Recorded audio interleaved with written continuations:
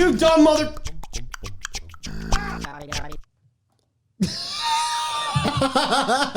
Welcome to the listening show. Show you can listen to. Zach, be professional. Collect yourself. I did it wrong. Can I redo it? I'm going to redo it. You know what's funny? What? I did it wrong too. Did you just like end the song, go like cut it? Yeah. Because I forgot to set it to I don't have to do a fade. Never mind. Okay, I thought I did it wrong. No, you did it wrong. Yeah. Anyway, Good start. the topic is going to be fighting and what should end a friendship. I actually have a real What topic. was your topic? That's a really good one. Oh, can't wait for it to be done. Okay. Have you been holding a fart for this long? Here's the topic. You actually had one? A tiny one. It's I'll a tell you. joke. Yeah. My topic, it's just a great one, is what would it like to be like? What would it be like to be a fish in the It ocean? would suck. That's what it would be like. I don't think it would. I think it'd be freaking awesome. You turn that off. What? Your mouth. No, the piano. It's just ticking. Is it? Not anymore. We're good. Okay. So just imagine, like you exist, right? No, I don't. Stop lying. So like then what if you were a fish that existed instead? All I'm thinking about are lame fish puns. That and the fact that it would suck. You really think it would suck? It absolutely would suck. Why? Because you're a fish. You could swim around and do whatever you want. That's And basically die. what we do anyway. You have so many predators. Fish don't have to work. Yes, they do. They have to go collect food. We don't have to do that. Yeah, we do. And we don't have to worry about predators because we're men and no one really preys on men.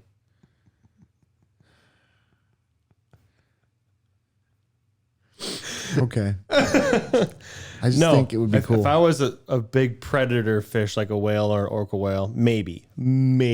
Are But whales notoriously not predators? orca whales are. Okay. They're predators. But yeah, no, I wouldn't want to be a fish. I wouldn't want to be any animal that had to worry about getting murdered all the time. We have to worry about getting murdered all the time. Humans or you and I? Human beings. Not as much as freaking fish. Well, they don't worry at all. They don't live nearly as long. Their days are more dangerous. Okay, let me describe. Okay, that doesn't make sense, and here I go.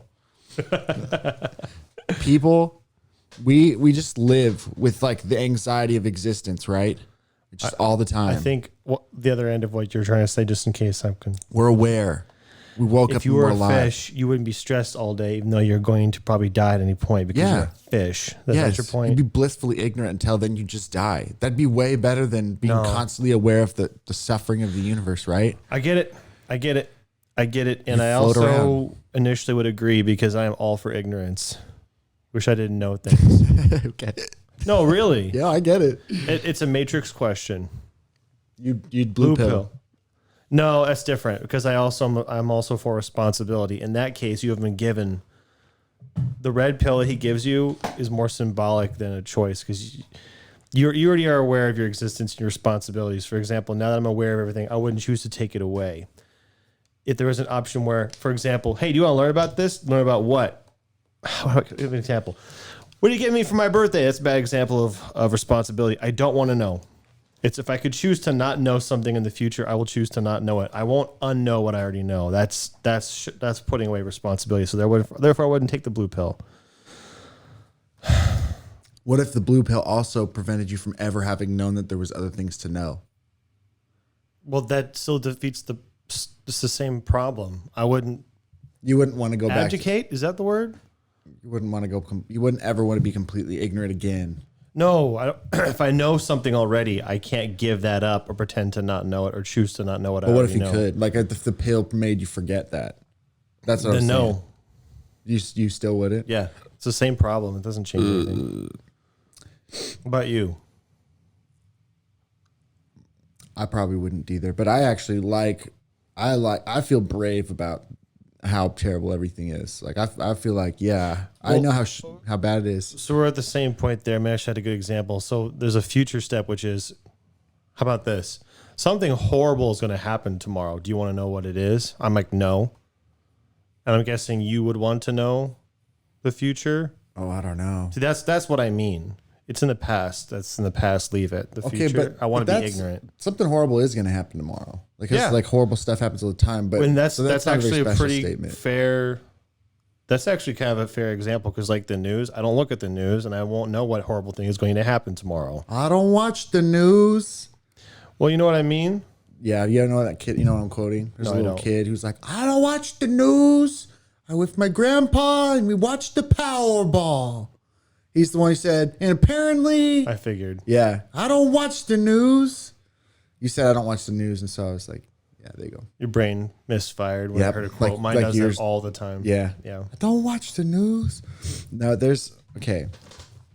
I think there's a better example to ask the question you're wanting to ask. Like, if there was an abnormally large catastrophe that will affect abnormally large amounts of people tomorrow, would you want to know? That's more or less what I you're feel like asking. that's different, but something it's terrible still is- a fair question to ask. Yeah. I feel like something terrible happens every day. So if someone came to you, who was the all-knowing person, they came to you and said, something terrible is going to happen tomorrow. Do you want to know what it is? I'm going to add a I'd be like, stipulation. yeah, and what? Something terrible happens every day. So why? If it is especially bad, if it is going to affect me, then I think it'd be the responsible thing to know so I could better prepare for it. If it doesn't affect me, I would want to be ignorant. Yeah. Shoot. Bummer. And it probably is selfish, but I know that's right, but it is more comfortable. I Not think be burdened with things. Sure. I think, well, this is me being different maybe, but I would probably want to know no matter what because I love information. That I was like my knowing guess. things. You're just nosy. Yeah, That's how I put it. I'm nosy. I like knowing things, man. I've been educating. So smaller scale, I have no interest in someone's on their phone. I have no interest in what they're doing on their phone. I want to specifically not know. I want to be less burdened with information. That's my thinking. Other people, I think more like yourself, like what's on there? I want to know. Just something to know. I want to know it. Yeah. I'm on the other end of that. Yeah. I've been better about that. I'm not calling you nosy. I'm just saying Yeah. as a type of person where there's information to be had. Do you want to take it? Yeah, I would. Yeah. I like knowing stuff. For instance, I know how to do this now. For our listening audience, I have rubber band and I'm wrapping it around like this. And then I go up to a beautiful girl at a bar and I go, "Wacha," and it spins around. And then the girl's like, "Wow, take me to your house." So where do you keep the rubber band? On my wrist. Okay, it was on your wrist. Like, Yeah. where did that come from? You have to keep it on you at all times, apparently. Yeah, just in case. You never know. You do not ever know when you might need to pick up a girl at a bar. What did this have to do with it? Oh, yeah, knowing things. That's when you go. That's when you go. Walter, stay on topic. Yeah. I told you that I started Jordan Peterson's biblical lectures again. And there's a lot of that existence talk and whatever in that one. And so I was thinking, I wonder if I wouldn't rather just be a fish. And he didn't say anything about that. But the more he talked, the more I was like, boy, this is hard work. Yeah, yeah. All this knowing stuff. And I feel like I learned a lot just from like the first 5 lectures I listened to. It's like so heavy and jam-packed full of information. And all of it's very existential. And it makes you think about, oh, you know, this is crazy. This is a freaking crazy universe. And all the stuff that's happening is wild.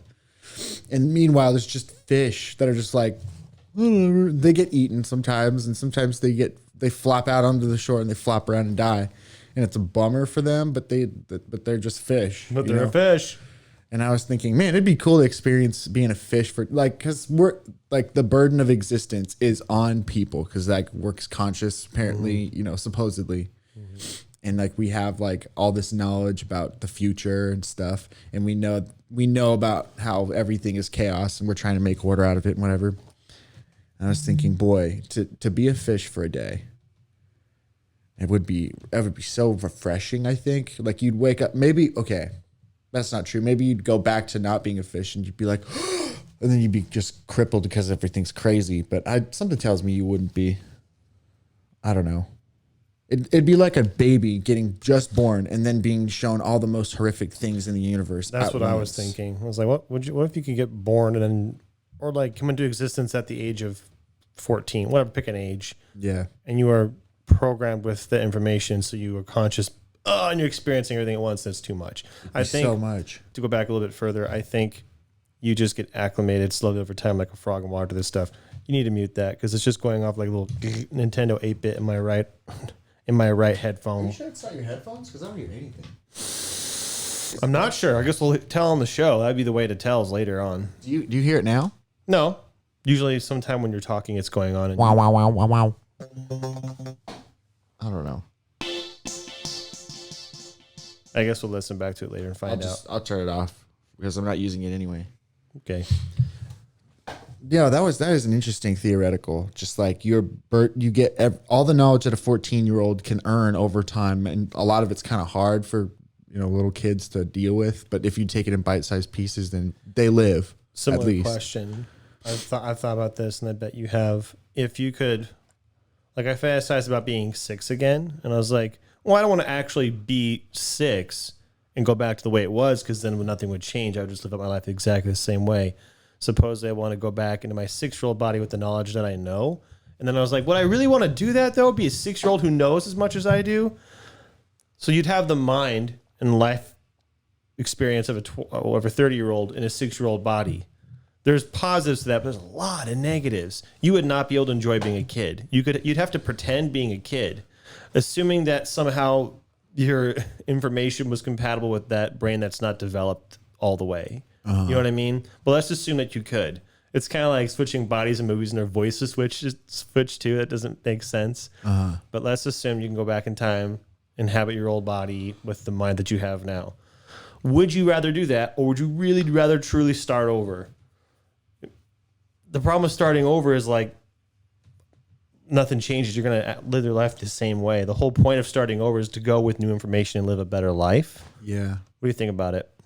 That is interesting. I don't know. Really? No, I don't. You haven't thought about it? Doesn't everybody think about going back to being 6 years old with the information that you have? Normally it's more like I wish I could have gone back a year ago, because I don't really care to go too far back ago, because that's too far ago to do anything about it. It's too much culture shock to your body for you to change this much over 20 years and then to just be transplanted back. Your body would be like, what?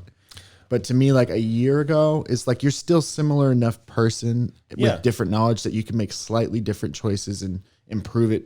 That's maybe more than incrementally. That's fair. So here's a concession. How about like when you go back to 6, what are some things you're going to retain? A lot of benefits, a lot of cons. You're aware of future events that could help you monetarily, for example. Like as a 6-year-old. No, seriously. How much information are you taking? I was going to suggest that the 6-year-old you that you're going to gets tiny bits of information, just enough to help guide you in a better path over your lifetime, rather than being, So if you're going to if you had to be 6 again, what's like the one, maybe 2 things you'd want to know going back? I think I want to know, first of all. Do I have to be 6? In this example, yes. Okay. Because I'm trying to make the balance. I think the first thing I think is I'm aware that I'm 29 years old. That I've actually came back in this body. I'm aware of that. So I know who I am, number one. Yeah. But not much else other than, I don't know, I make like a list of values and stuff to live my life by. I say, 28-year-old me said to do these things, and he came back, so I'm going to try to do that. I think I'd give myself as little information as possible to try to guide myself. I wouldn't want to know everything. That'd be miserable. You would be miserable. So what do you think? If you had to be 6 again, what would you want to know? This is a really interesting question, especially for me, because there's nothing that I would want adult me to teach 6-year-old me. Because 6-year-old me was a good kid. Same. Okay? Like, I actually think I would ruin me. That's the problem. Yeah. And that's a little sad to think about, but I like sat forward in my seat because like this is serious. I would taint me as a kid. I don't know. I feel okay. I wasn't perfect, obviously. I was like a kid with anger issues. I think I'd still have anger issues if I wasn't like constantly like food and everything. I think I'd just be angry. Food and things that temporarily satisfy me. All those things keep me not angry. But anyway, so I was angry, but I was like good, like just a good kid, and I like to obey. You cleaned the house aggressively. I was gardening freaking a lot. You were like hoeing with a rage face and slamming on the ground and cutting the lines. I was a hard worker too. Yeah. Anyway, so what I would teach my 6-year-old me, I'd probably be practical information about the people that are good for my life and say, go find those people. Right. So that's one of those general, like, and unfortunately, selfishly, I'd probably say, when you find this person, make different choices because I want to see where that would have gone. so you would allow yourself, and this is a little confusing and meta to talk about, but you'd allow yourself to remember a specific person, maybe? Yeah, I would, even though it's a little bit creepy. Yeah, I'd have to spend a long time thinking about exactly what I want younger me to know. Mm-hmm. And I'd also I'd want them to know what I look like when I'm an adult. Because as a kid, you don't really know. Like, this is a weird thing to think about. Like, when you were a kid, you couldn't imagine yourself as an adult. You looked like your parents. Like, right? You know what I mean? You're like, right. I'm just a kid. How could I ever? I never had this face in mind when I was a kid. No, you just are like, I'm just gonna look like an adult, and then I'll be an adult. Like, you'll think, like when you're a kid, you think I'm gonna be an adult. One day it'll just happen. But I'm like 26 now, and I was like, I don't think I ever got to be that adult that I was thinking about. You know, but I'm definitely an adult, very much. So anyway, I think that I would say, I would take a snapshot of who I am personality wise and literally like who I look, how tall I am, whatever. I would say, this is what you look situation. like. Don't behave like you don't look like this. I don't know. Stop. Just physically, or here's a snapshot of your life, your friends, your family, your residency, your job, like that, like a recollection of where you are. And here's another cool thing is that I think I would do that so that the kid could then decide, do I want to be that? Right. I agree with that. That's a cool idea. Oh man. Yeah. It's a right amount of, it's a righteous burden, you know? And you're still not taking away free will at all. No. That's what I want to do is I want to guide that kid to better decisions, but they're still his decisions. Yeah. Because if you go back with all the information you have, there are no decisions. This is weird. It's fun though. It is fun. I'm surprised you hadn't thought about this. Here's the weird thing, and maybe this is bad, but I don't even know that I would guide him to do better things. I might guide him to do worse things. Who knows? Not selfish things. I mean, I can imagine selfish things. I was thinking, like there were good choices I made in my life that I looked back on. It was like, that was the right choice, but I didn't learn anything by making that. And I'm not saying that it would have been better for you to make a mistake, but I also am curious, and I'm not sure. I'm certainly not saying I'm above doing that, even though that'd be evil, I guess. Is like, tempting and early. This is really weird and morally ambiguous. Here's a moral question. I was thinking about, I said you could monetarily benefit from knowing future events. And I was like, that seems wrong though. I don't know why it seems wrong. Because it's taking money from somebody else. Where are you going to get that money from? It might be from companies, but the companies belong to people, and those people have, it's morally whatever. It's not great. Well, it's certainly not righteous, Yeah, well, like if you're given a sports almanac and you go back 50 years, is that good? I don't think so. Is it wrong? I'm close to wrong, but I can't say it's wrong either.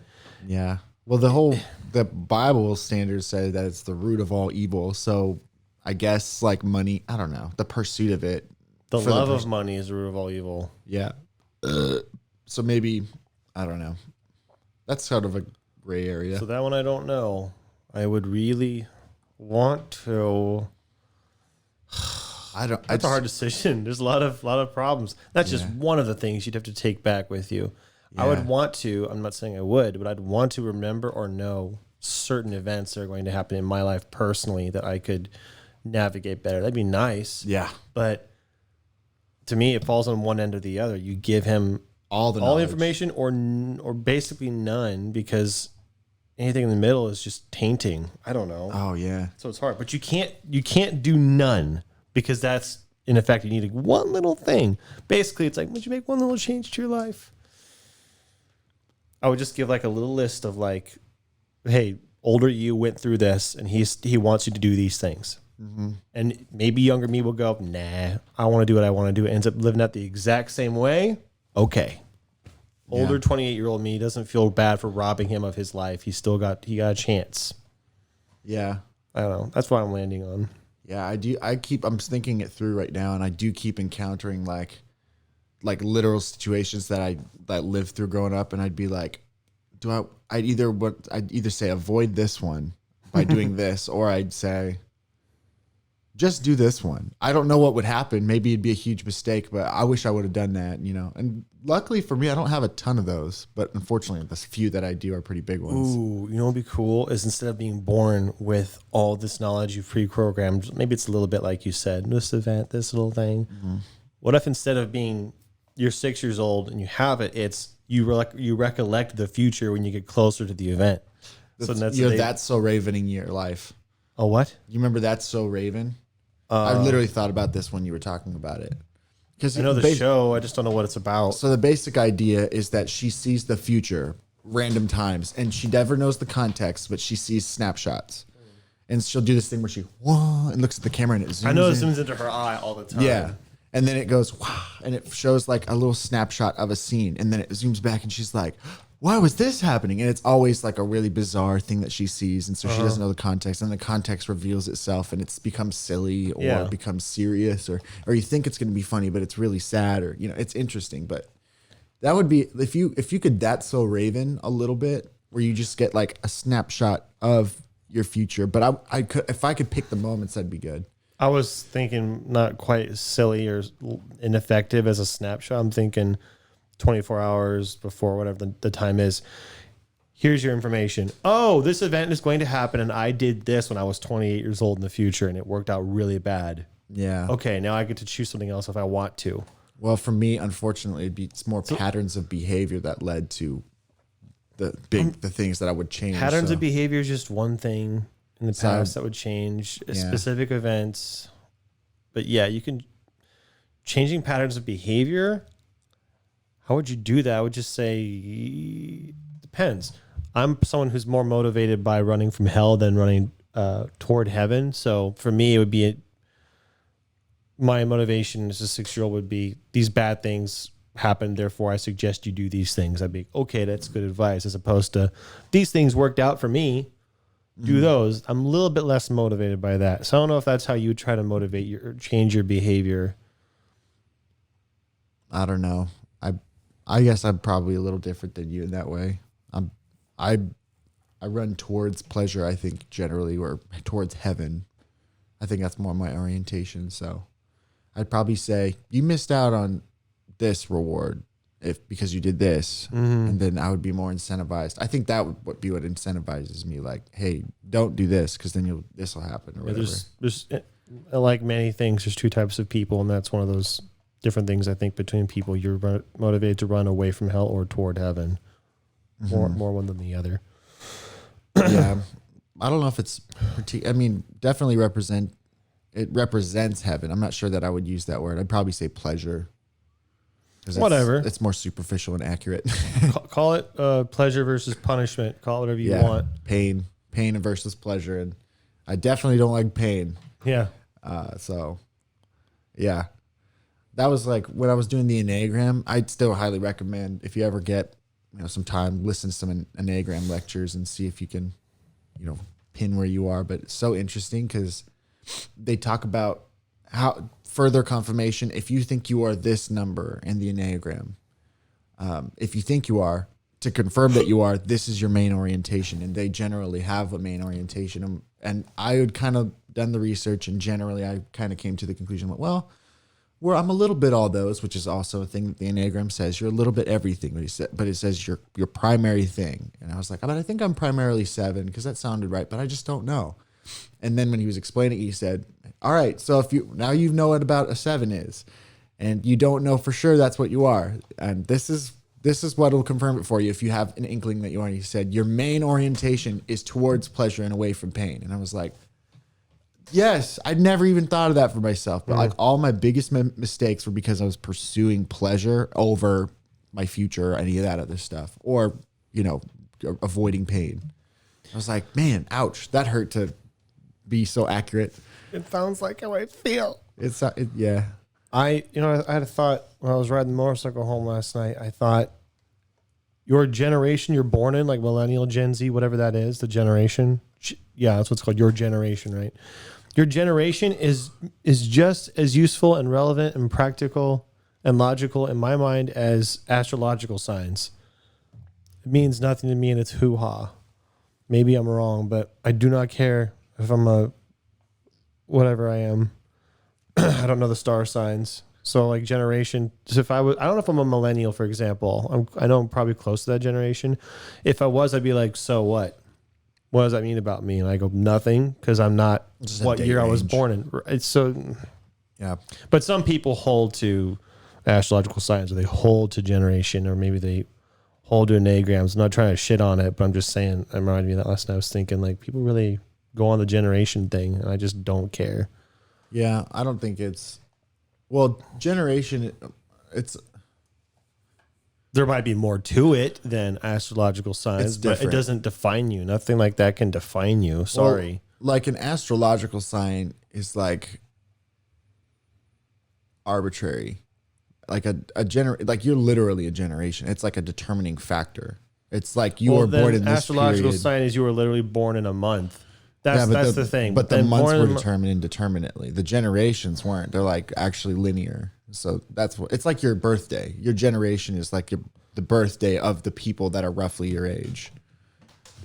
So it has some practice, and it's different than the Enneagram too, because the Enneagram is it's like a study. It's not. It's like a personality identity thing. I whatever they call it.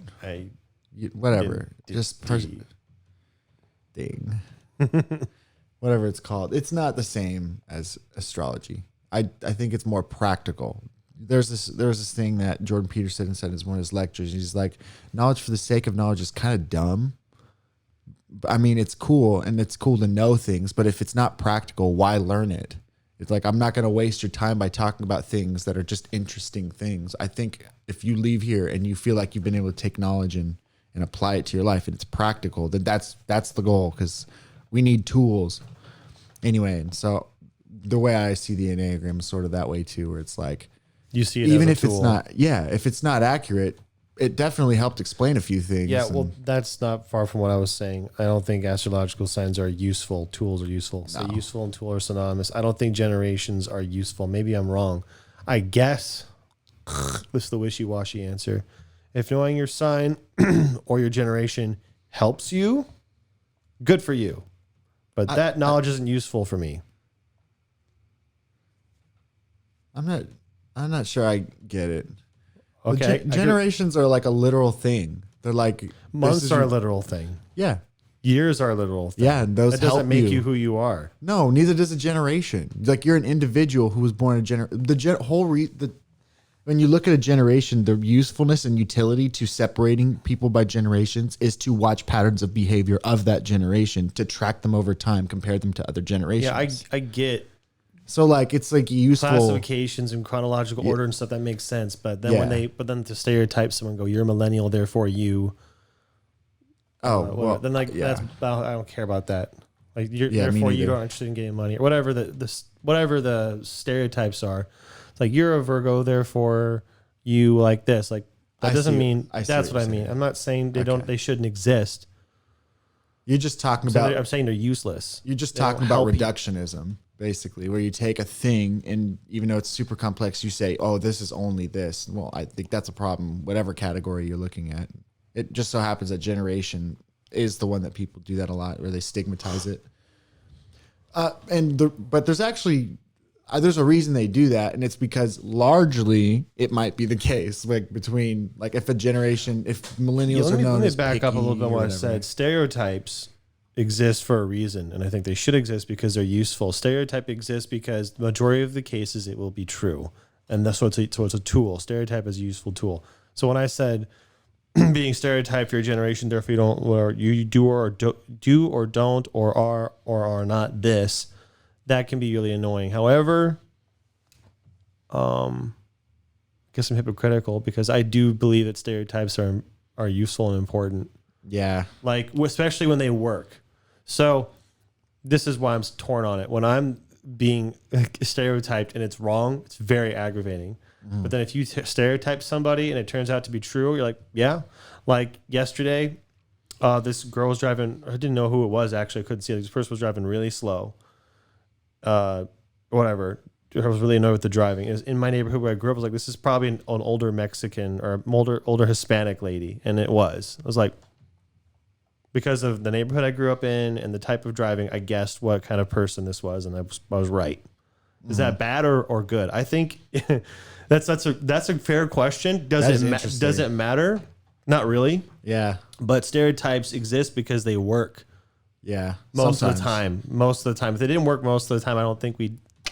But you can't do is make rules about it. No, you can't, and you can't impose things. You Right. can't subject people to things because of it, and that's where it annoys me. Is the other half. Yeah, well, and it should. So that's interesting. Like even like you just saying that, even though technically and literally it was accurate, I kind of cringed because it's like, yeah. "Ugh. And then Why it's did like, you why say that is- about Mexican old ladies? Yeah, but that's what's weird. It's like, what if I said the driving was like an older white guy?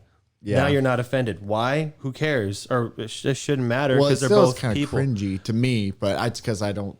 Anyway, whatever. It doesn't matter why. I just like the whole when you stereotype a person because of their ethnicity or whatever. Like that's where it gets like kind of ew, even if it's accurate. Like, Hey, if I'm gonna try to make you feel less awkward. yeah, My neighborhood is the majority of my neighborhood is Hispanic.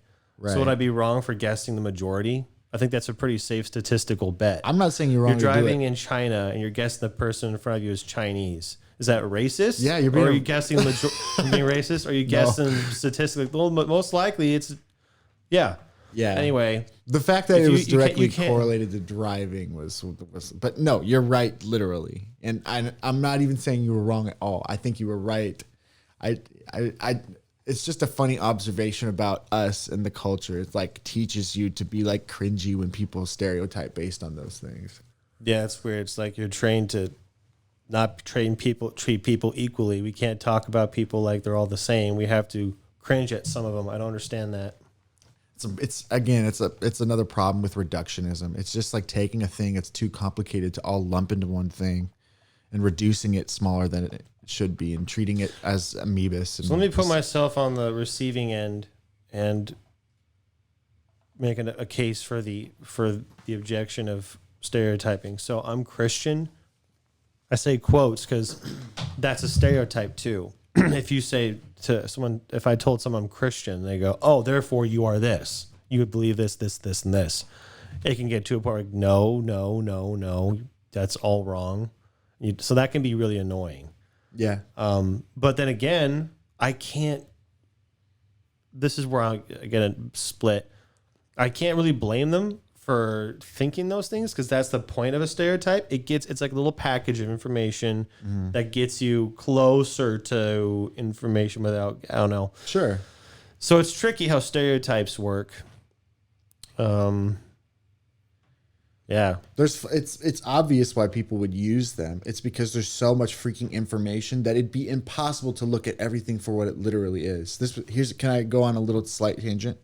Jordan Peterson, in the last podcast I was talking about, he was talking about what information people find useful. And he was talking about when you look at a cat, you don't see all the cells and the molecules that make up a cat. And you don't see, like, if you looked at the digestive system of a cat, you wouldn't go cat. You would go digestive system because that's what it is.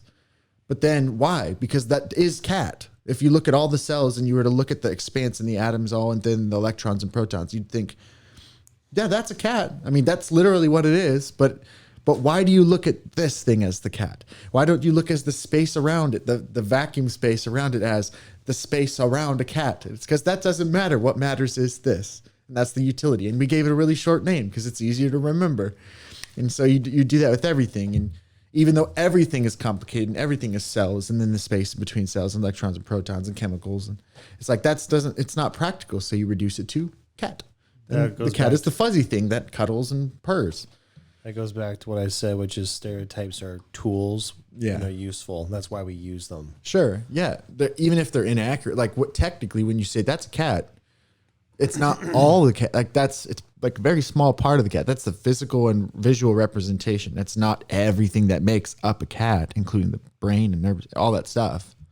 But if we were to stop and say, oh, what a cute little bunch of cells that are this one, this one, this one, this type, and then the DNA is this strand and this strand, it's not practical. Or anyway, there's a certain point where simplifying it gives it enough clarity to where you can convey the idea to someone else.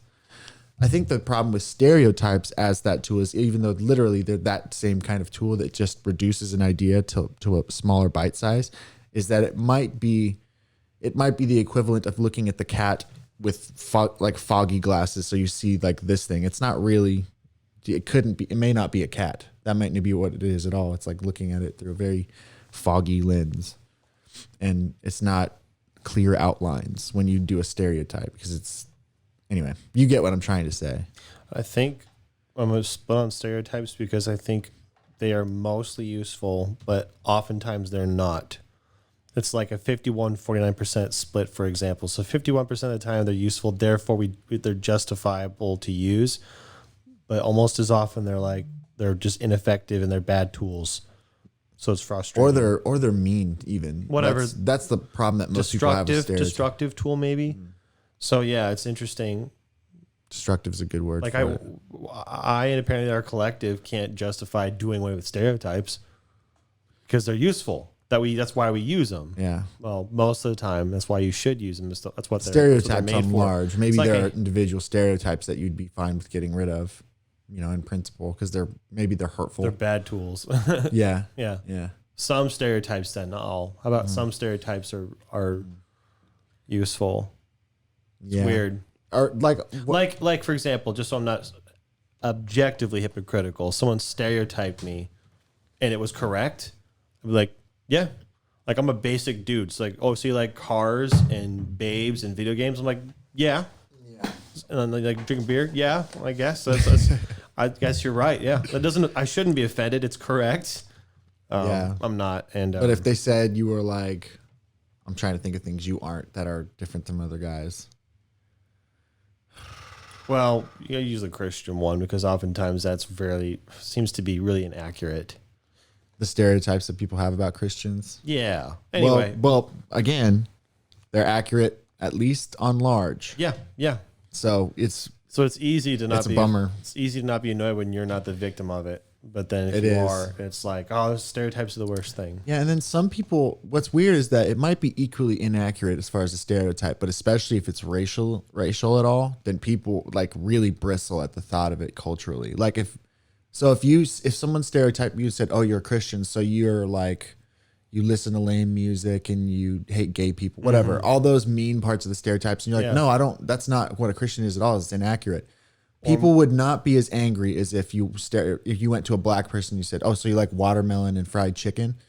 Then and he's like, no, I don't like those things. Then people would be mad at you. Right. They'd be like, that's racist. Yeah, and that's weird. And I'm wondering if it's because it's on the basis of skin color in that case. Well, I guess maybe that's white weird. people. Yeah, I was going to say it's weird because if I am stereotypically a white dude. Yeah. So you said, hey, you're a white dude, therefore you like these things. I'd be like, yeah, that's correct. If it's correct. But sorry, you just identify me based on my race, so therefore you're racist now.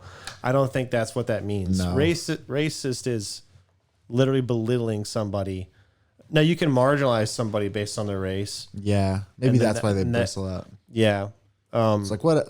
No, for example, if someone, because I got news, you can be racist too. If racism is equal. Well, it's not really. Well, it's not.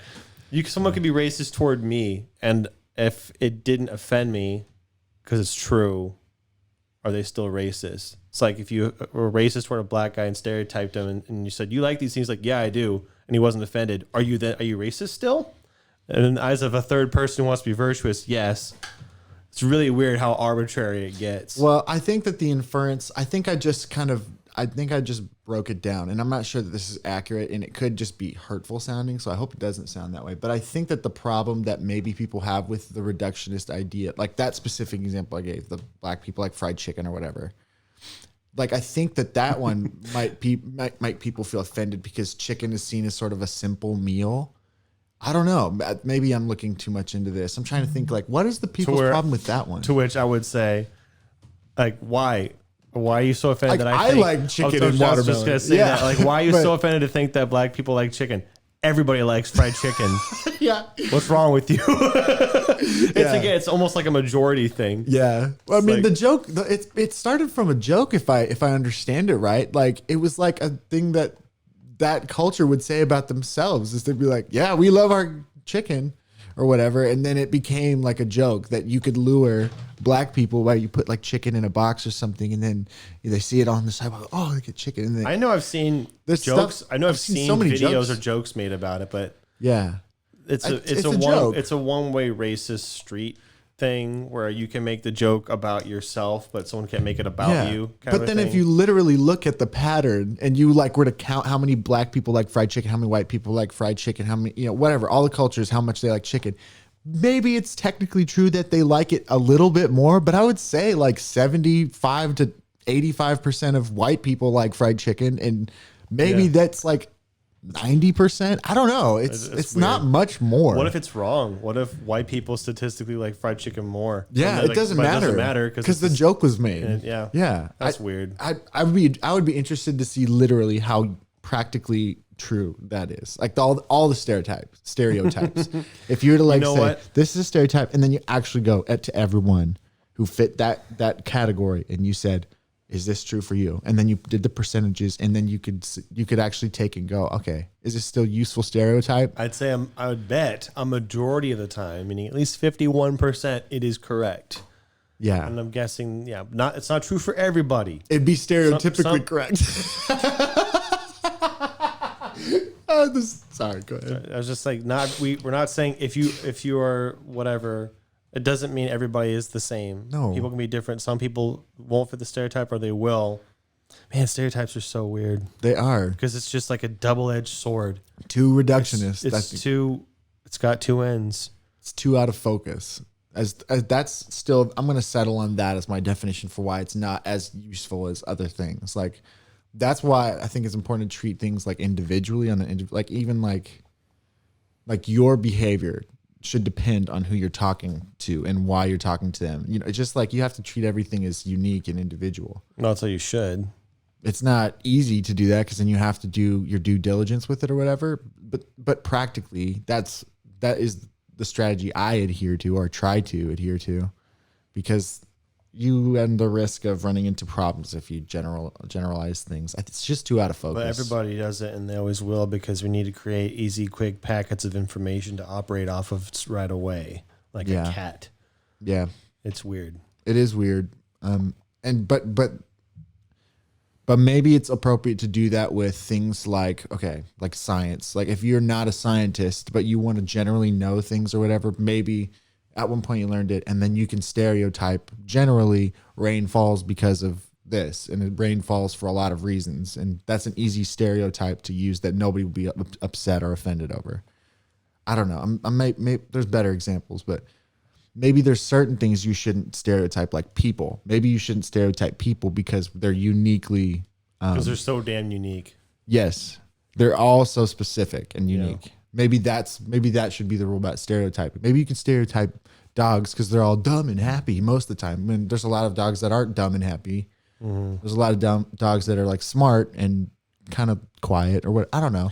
I find that an interesting argument, because what if even stereotypes between people are accurate most of the time? I assumed that justifies them. Maybe it doesn't. Maybe if they're right a very little bit of the time, or maybe if they're right most of the time, which they are. Let's say stereotypes are right 90% of the time. Your argument essentially is, well, it doesn't mean we should still use them. I'm like, interesting. I hadn't considered that. I took it as a tool. It's a useful tool, but just because it works 51% may not be good enough. For example, we designed a new transit system. 51% of people who use this don't die. Yeah. It's good enough. That's what depends on how much your perspective is. One life, one mistake is too much. Interesting side of that argument. Yeah, you took it. You're correct. That would be would be where I would take that. Interesting. That's why I don't like. I like to know the stereotypes about people, because then I know not to, if I say something, I don't know, about Asian people or something, that it's not offensive. And they are funny. I think that they're funny. Maybe if you're doing jokes, then it's appropriate. But like to use practically and honest, if to treat them as though it's fact is definitely incorrect. Right. Yeah. And further than that, I think they're just not useful. Again, it's knowledge to know it. Fine, but I don't know. Yeah, and to lend to your argument, just because if I was stereotyped and it was correct, doesn't mean it's not wrong. And if I'm stereotyped, it's correct, and I'm not offended, doesn't mean it's not wrong. Well, and wrong is iffy too. 'Cause Yeah. I Moral don't crap. know. Who knows? I don't know what's wrong. It's not like if I'm going to use the same example again because that's just the one I'm thinking of. But like a volatile, potentially volatile stereotype about black people. If I said that, I don't know that it's technically wrong, but I don't want to because I don't want to chance the fact that I could hurt someone's feelings or something. And because that matters to me more than my right to say it. Maybe this is just me. I don't want to feign import either. So I'm going to stop with it. I'm just trying to exercise the utility of stereotypes about people. And maybe the conclusion that I'd come to is the most accurate. You were accurate in saying that just don't use them with people. Maybe use them with everything else because they're so useful. But people deserve to be focused on. If in the glasses, that's one side, and to try to use my own mindset to argue against myself earlier about the majority justifies it. If stereotyping is a tool and you're trying to make a nail fit, stereotype is like swinging a flat plank at your nail, and every once in a while you might hit the nail on the head with a stereotype, but it's so unreliable that you're going to damage the board that you're swinging at more than you're going to get the nail in. And then the catch is with people, you're not swinging at nails, you're swinging at people. So don't swing at people. yeah. So you can swing stereotyping objects is fine. You can bust them up if you want, make a mistake, but people aren't something you want to swing at. I like that. I like that one. That's a good analogy. It's not very good, but this was mildly understandable. Well, because it's a perfect analogy because you even described like analogies as tools, and in this case, the tool is a hammer, and in this case, the utility of having a tool for the hammer is to get the nail on the board, and the nail on the board in As this quickly case, as possible. You want to want use occasionally this. you might hit the nail on the head, like, hey, you're this person, therefore this, like, maybe. But most of the time, that's not going to happen. And then it shouldn't matter anyway because you're swinging a hammer at a person, not a nail. Oh man, this is such a good analogy because even further back, you keep zooming back. The whole point, the reason that you're using this nail on the wall is you're building something. What are you building towards? Your idea of the world actually is what you're built. Exactly. Yeah. So you don't want a scuffed up looking world because you've used all these stereotypes and there's all these dents everywhere in the house. You'd rather it be clean house with the nails where they go, properly. And because if you zoom out and there's just hammer holes everywhere all over this house, you built the house, but it just doesn't look very good. It's not a very good looking house. So And that is how your life looks. And that is if you stereotype, yeah. heck yeah, that was Stereotype freaking people. good. That was good, man. We are really smart. You say that after we said like some probably some contentious things. Yeah, we're so smart. We're so smart. And every black person that's listening just hates me. I don't think that's true. I'm just saying it. And every Hispanic person who's ever driven a car hates me now. Yeah. Shoot. It is super, man. What's so funny is like, I get why this is one thing I kind of understand about like postmodernists and leftists and stuff.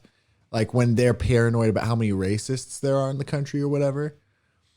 I get that almost because I can recall so many conversations I've had with, people that I've been around where they were relying on the stereotypes to, they were just using them because they were really busy people or whatever. And then that's what they had to rely on. And then they said something that I was generally like kind of made me bristle. And I was like, boy, if I was like a leftist, I would hear that and hate them because that was racist or whatever. And it was just them defaulting to a stereotype. And it wasn't because they hate, either the people or the group that they were talking about or whatever. But I would say if there's any credence to their claim that everybody's racist in the country or whatever, I would say I get why. Because I've met a lot of people who are a little overly reductionist is what I would say. And they just don't. I mean, what person has the time to do due diligence on everything? Like, do we want to get anything done or do we want to just worry about people's feelings all the time? And there's obviously a balance. That's called the left and the right. Yeah. There's obviously a balance and you gotta make sure you don't forget or hurt people along the way, even if you're building towards stuff. So I get it from both sides, and don't be racist and don't be reductionist. A lot of really left wing people that I respect are just, that's all they're saying is kind of the thing that I claimed, which is don't reduce things overly simple. Like include everybody is the idea. It's an easy enough thing to propose, and then acting it out is a little more difficult, especially because people are so different. It's tough to include everybody on everything all the time. Anyway, it's super interesting to think about. And, when I do see those people who are sort of blindly like far left or, postmodern, and they say those things like on my Facebook feed about everybody's racist, and I encounter it all the time, and we need to change those people, and whatever. I want to go up to them and say, you don't realize how hard things are for them. They're trying their best. My thought was, when you said that, my response to him was, so what are you doing to stop yourself from being racist? I mean, right. Like, if everybody's racist. So how are you so much better? Yeah, you're probably dedicating all your me? extra time on figuring out how not to use, I don't know. I don't want to presuppose. There's a few people that are coming to mind that are in my social media circle who they're constantly saying things about that. And I just want to sit down and talk to them and be like, does it help? Do you think that you're reaching your target audience here? Like they're jump back to the beginning of what we were talking about. Yeah. I don't have Facebook. I don't have any of that stuff. I won't be ignorant to everything, and I'm good now. I don't have to worry about those people. Yeah. Well, Which is interesting. Yeah. This is a kind of a mix of both, more towards the latter subject. Is I don't know what to call them. That internet behavior, whatever, the behavior that's supposedly normal in the world, I don't really ever encounter that in my life, in day-to-day life. And I wonder two things.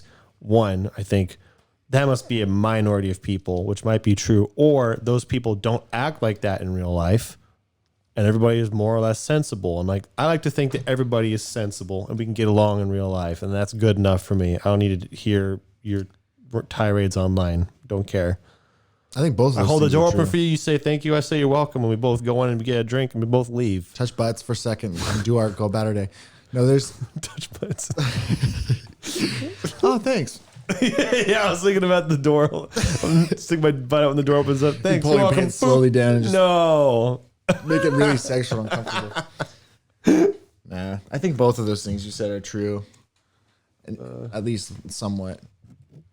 I don't know. It's not near as glum as the people who want you to think it's glum are making it out to be. And also in another way, it's way worse. It's so weird. Yep. Like everything's more complicated than you think. But also, you can look at it simply and be totally fine as long as you look at it simply correct. I don't know. Well, I like to think it's correct. For the example I gave earlier, I don't look at people based on left or right. You're a person and we're done. Yeah. I mean, that's it. I mean, don't overcomplicate it. I don't know. It's been good. It's been good. I say that because of what is online. If I hadn't been aware of that, I never would know there was a problem. I don't know if that makes sense. Again, playing into me wanting to be ignorant about things. Mm-hmm. It's interesting. I was having a conversation about our podcast with somebody because they were like, I got to listen to some of your podcasts. They were so good. I'm wondering, are you guys ever going to talk about politics? And I was like, yeah, we talked about politics in one of ours or whatever. They were like, oh man, I gotta hear that. I don't know. I'm a little nervous because I don't want to not like you. And I was like, what's interesting is like when we talked about politics, we didn't really say anything. I don't think that made people mad. Not that I recall. Because I don't think either of us think things that like we're not. It's hard to hate someone who's really stupid. Yeah, we don't know anything, right? And so, like to our credit, we don't pretend like we know anything either, right? Like we're pretty honest about we're idiots. We're trying to think this out, but we don't know. And I think we're right sometimes, but we're certainly not right all the time. Nor are we even close on occasion. But when we were talking about that, they were like, I can't even imagine a political podcast that wouldn't get me upset in one way or another. And it was like, well, we're not a political podcast, but it's true because like, I don't think people are generally like us where they're just like, whatever. I mean, let's look at it accurately and honestly and see if there's not, see if you can't be smart about it and kind about it, but Or be someone who isn't offended that someone isn't the same as you, basically. yeah, more or less. Yeah. Just acknowledge that's a it. hard life. It's pretty tough. That's what, and that's, if ignorance plays into that. It kind of does. But. Yeah. Oh boy, the double standards. They're pretty bad right now too. You're out of the loop, but it is. I don't want to know, but if you think I have to know, I will listen to your. Oh, it's drama. and it's okay. Like it doesn't bother me, but I can look at it objectively and be like, that's pretty bad. But I don't know. There's people who are morally consistent, and intellectually consistent too. I don't see those people because those aren't the people getting attention. Unfortunately, the internet sort of designed the person who says the craziest thing is the one that is seen the most. And so when you look at the world, you see crazy people. When really, I think there's certainly those crazy people are there because they're right there. But most people aren't that dumb and crazy. I don't know. I could tell you on the podcast. I'll tell you at least a couple things at some point. I don't know if. Whatever. I'll just tell you. There's, for instance, so we got the new president, and he's been doing there, and he's been whatever. I don't know. Nobody knows what he's doing. So I just want to break down what you did. And he's just, he's there, whatever. Yeah. Just 3 point, just whatever. Like, what does that even mean? I don't know anything about the new president except we got one a while ago, and that he fell walking up some stairs, and that turned into a meme. And I saw the meme, and that's all I know. Yeah, he's the president too. That's the other thing I heard. That's it. That's all I know. Yeah, and it's great. And now you're going to ruin that for me, but go ahead. I'm just saying, it's great to be ignorant sometimes. Yeah. I don't know. Like every president, they said they'd do some things and then they don't do those things. And they act just like the last president did. And then the people who didn't like the last president like this one for some reason, even though he's doing the same things. That's kind of what it boils down to.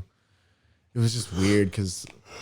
I don't know. That's the best summary of it. Yeah. Okay. I could give examples, but I also don't know all of them. I generally know that I know what I've seen, and I'm like, that is the same as the last one, and not in a good way. I don't know.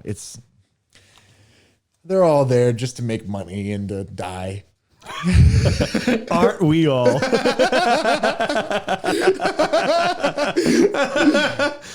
Amen. I think it's actually a good ending. I just think it was really funny. It was the right amount of insincere satire at the end of some deep philosophical discussion. We're all just here to make money and die. We figured it out. That's what people are. Yeah. That should be the description. What we discovered after a lot of thinking is we're all here to make money and die. Yeah.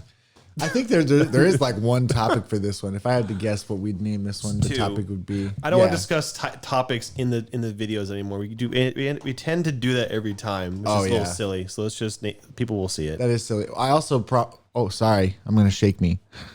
Last time I said that we would do voices. Oh, so we got to do voices. You did. I totally forgot. Me too, and I didn't think of any either. All right, I'm doing this quickly. Not Patrick Warburton because we do it. Every time. Isma. And then here we go. What's the voice that you're doing the most lately? Michael Rosen. You do a lot of Michael Rosen. Not really. I quote stuff. It's not like I'm impersonating. I'm just saying stuff he says in his poops. Anyway. Most recently, I quoted Morgan Freeman. I said like $500 just to shut him out, and that was it. And then if I say a quote, then a line comes to mind. That's not a good question. I'm trying to think of what voice interests me. Hey, okay, I've got a category. No, I don't do cocaine. But what were you saying? I've got a category. Movie or shows that we used to watch. Like together. Every show you've watched is a show you used to watch. You and me together have watched. Like Buzz Lightyear Star Command or Avatar The Last Airbender or other movies and shows we've watched together. That's not a lot. Lightyear once Family Guy. Otherwise like Family Guy. Chris Griffin. But Buzz Lightyear, Starkman. Do you remember? Okay, do you remember how Booster talked in that show? It's like vaguely familiar, but I can't remember what he sounds like. I remember what he sounds It's like. sort of I like can't Buzz. Buzz when I can't do it. It's like sort of like this Buzz. If I had a script, I could say it more or less the way he said it, but not in his voice. Okay. I remember how he speaks. Yeah. What about XR? Do you remember how he speaks? Kind of. It's robotic, obviously. Well, the sound is, but the way he talks, he's kind of like a quick, smooth talker with some stutters. I think I remember how he talks, but I couldn't do his voice. What's the cadence he talks with? It's a little fast, but Yeah. it's kind of like that. Huh. He does Yeah. slow down sometimes. He's got a range, but he's the fastest talker of the group in the show. I just realized the problem with doing Buzz Lightyear of Starkman is we only are capable of doing one voice, and it is Patrick Warburton. I was going to say, he is Patrick Warburton, of course. Of course. My bad. The only other character I can think of in a show that we saw is Korra, and that's Tenzin, which would be J.K. Simmons speaking not angrily. Korra! I could try both. You could try being angry.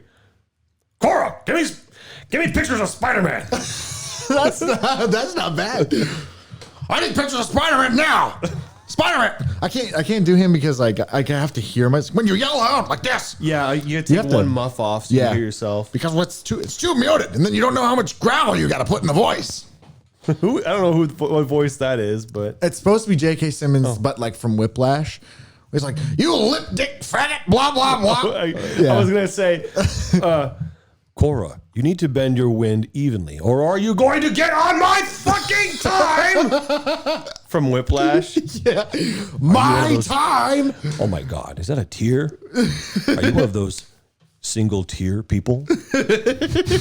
I think somebody did that. They put Yeah, they him put from it over Whiplash to- over Tenzin's character. And it's so funny. Oh man, just so offensive. We didn't give cuss warnings, but that movie has got a lot of cuss words. Whiplash. Yeah. You limp dick faggot.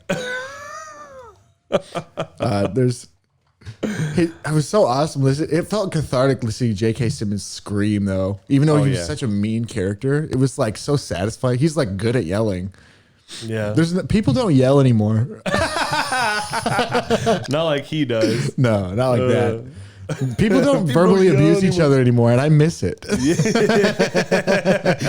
That's so bad. No, it's weird because it's actually, I know I'm going off topic. You want to do voices. It's actually pretty normal. We're just not used to it. It's not really in our lives. But Yelling. people yelling age, not like Yeah, top voice, but yelling, people do that all the time. they do. But we just don't really have that in our lives. Not so much. Not so much. Okay, J.K. Simmons, Spider-Man. Tobey Maguire from Spider-Man. I can't do his voice. I just think that Mary Jane That's not far off. looked at you and Say- I just thought Spider. Say, do. Oh boy, yeah. So uncomfortable. I can't do it. I'm gonna laugh. Oh boy, yeah. It's oh boy. It's like kind of down here, and Aunt May, she said, tried to buy a car. And Uncle Ben and Uncle Carr. Yeah. Ben. Uncle Carr was Ben. Something about responsibility. With great car comes great Uncle Ben. Uncle Ben. Yeah, I'll just get stuck on there. Oh, with great car comes great Uncle Ben. Okay, so if that's the category you chose, we're almost fresh out. Shows that we watched, I guess Amon from Korra. I was just thinking Spider-Man now. Whatever. It doesn't. I don't care what the I don't care what the category is. I think I wanted to think freely since we didn't plan this before. You would be a good Amon. I want to hear you do Amon. I don't know. That's weird. I have a monologue from a villain in my mind from a Batman cartoon, and his monologue, I keep thinking of that in Amon's voice, even though they People of Republic City. Blah, blah. Avatar Korra. Bending. Blood bending. not- Spoiler alert. it's actually not awful. Thank you. I can't do that. I don't think. Avatar Korra. Meet me at such and such island at a certain time. I can't do his voice. People of Republic City. That's pretty This is Aman. Sorry to interrupt your television viewing pleasure, Right now, I'm sitting above the beautiful Gotham Life building with 2 bombs. It doesn't sound like him. Yeah. People of Republic City. Yours is better. Thank you. I was surprised when I started. I was like, let's not. I don't think it's too far off. It's not. Can you do a not Tarlock? Tarlock, yeah. I don't know how he sounds. He's, of course, Cora. It's the same voice actor, I think, but he does it up here. And The same voice actor, you mean Bradley D. Baker? I think it is. I'm not positive. It's the one can't do who's him. also a bloodbender. He's like, Yeah, I can't do him. people of the council, we're putting together this for the purpose of hunting down these triads. I can't remember. It's sort of like that. I know what it Avatar sounds Korra. like. I know what he sounds like. I just can't do him. Yeah. What about Boomy, Tenzin's brother? I have an idea of what he sounds like, and I wouldn't be able to do it. It's tough. See, regular male voices are hard, especially female voices, obviously. But it's not like he has a very regular voice. 3 typhoons, and we went down. Yeah, he's tough. He's tough. Man, there. I feel like there's other characters in that show, but like either they're bad voice actors and they're kind of boring sounding. Like I was thinking of the brothers Mako and Bolin, but they're just like dudes. Yeah, they just sound like dudes. They just sound like this. Mako always does this, and then Bolin always do Bolin. Ah, he's just annoying and stupid. I'm trying to think of what the bad guys sound like in the second one. Okay, the earthbending lava bender bad guy from the third one, and he kind of does this thing. Don't have no idea what he sounds like. Yeah, talk about a perfect timing. He kind of does this thing with his voice, and the waterbending girl, they both have the same inflection, but one of them it's down here, and the waterbender's up here.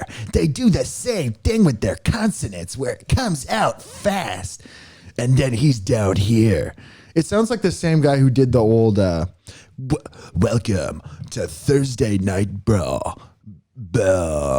Like that same sort of sound where it punches out all the consonants. Do you know who I'm talking about? I can't. I saw this show once, so I don't remember the voice. Oh, okay. Well, maybe there's another show or something. There aren't many shows we watched together. It's literally Avatar, Korra, and Buzz Lightyear. I think that's it. Really? I feel like we watched way more shows together. Watch more movies together, not shows. Okay. Maybe like I thought about Dexter. Do you know they're doing another Dexter? Yeah.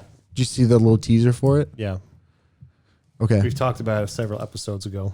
Oh, okay. I didn't see the teaser until yesterday, and so I was like, I want to tell Walter about that. Oh, yeah. We watched Ford versus Ferrari.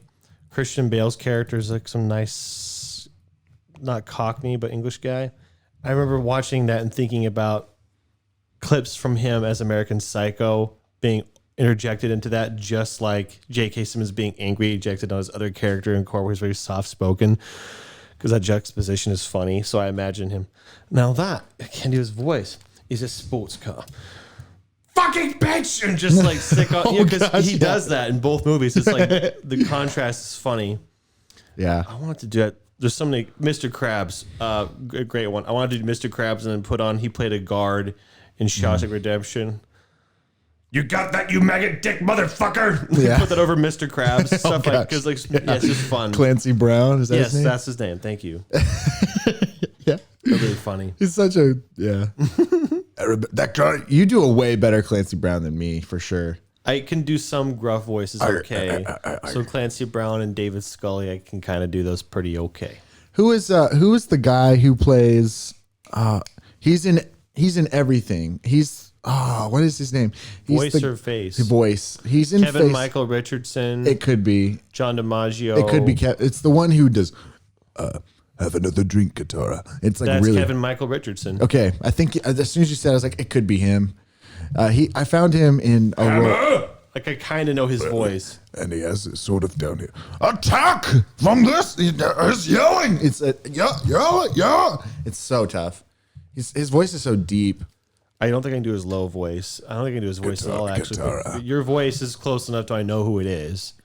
have another drink, guitar. It's down here, and everything is kind of where the snow is stopped up. It's not as bad It's as clear. It's not as bad as it looks. I can't get there. He does. It's not as bad as it looks. It's around there.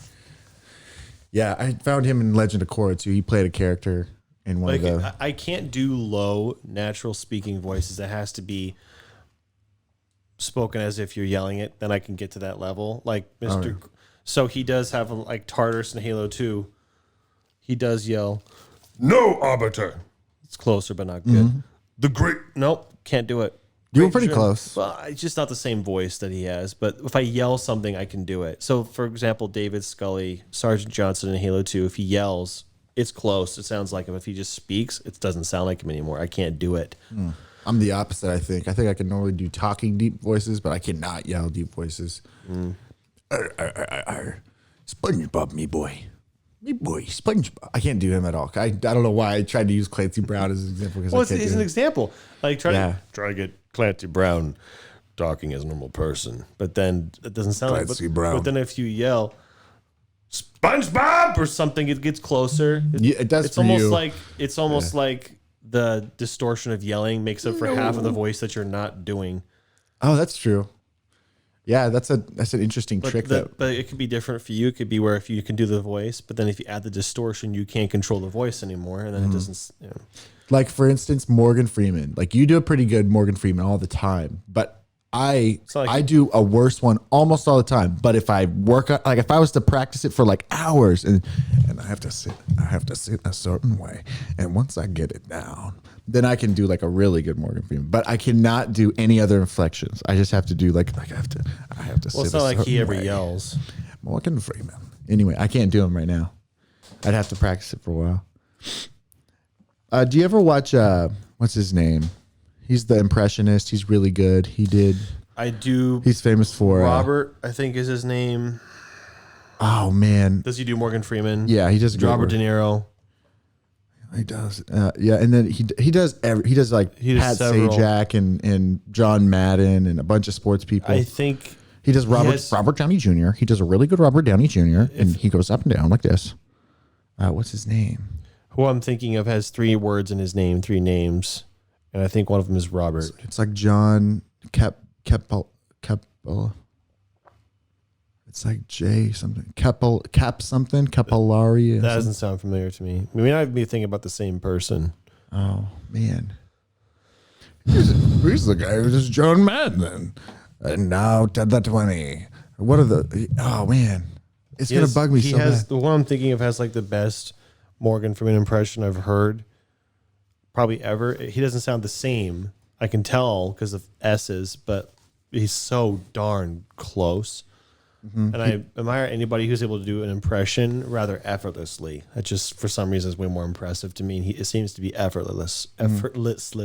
He does a really To good him. John C. Riley too. John C. Riley. You kind of swallow you this like this. John C. Riley.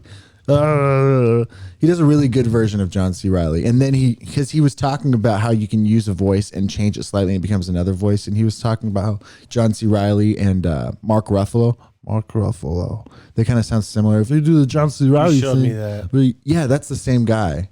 I just can't remember his name. John C. Riley has kind of does this thing with Will Ferrell and And then Mark Ruffalo. He is sort of softer spoken, and as the Hulk doesn't do it, kind of fades into existence. I can't do him very well at all. I'm trying to do like thinking of things he said to inspire me with his name. I could look it up, but That's I'm too- cheating. I could. I'm just too lazy. Too lazy. Do you have any other ideas? Nope. No. Okay. Well, I guess we can go for all time, but it's your show, so. I don't know why it was funny to hear you say that. I say that about you, and it's your show. It's your show. It's never is one of our shows, but I know what you mean. Yeah. Since you're looking it up, I'll let you say the name first. I thought I had it really close, but I don't, so I'm going to assume we're not going to have it. Sad day. It is a sad day. So sad. So sad. All right. Well, next time if we do a game, we have to prepare it first. Yeah, let's do that next time. I'm sorry. It's Okay. but we made a promise. You made a promise for us that we had to do it, so we had to. We had no choice. Yes, and it became our promise, even though it was all my fault. So, yeah, I had to do it. All right. Well, thank you for listening to the Listening Show, a show you can listen to on YouTube, Spotify, Google, and some other things you can probably listen to. Let us know if you're a fish and how it is. If you are one. If they were one, they wouldn't let us know because they're a fish. If you ever were a fish and now you're not anymore, and you somehow have the cognitive recollection of what it was like being one, then feel free. Shoot us an email. Feel free, yeah. That's so stupid. Yeah. All right. We will see you guys. Goodbye.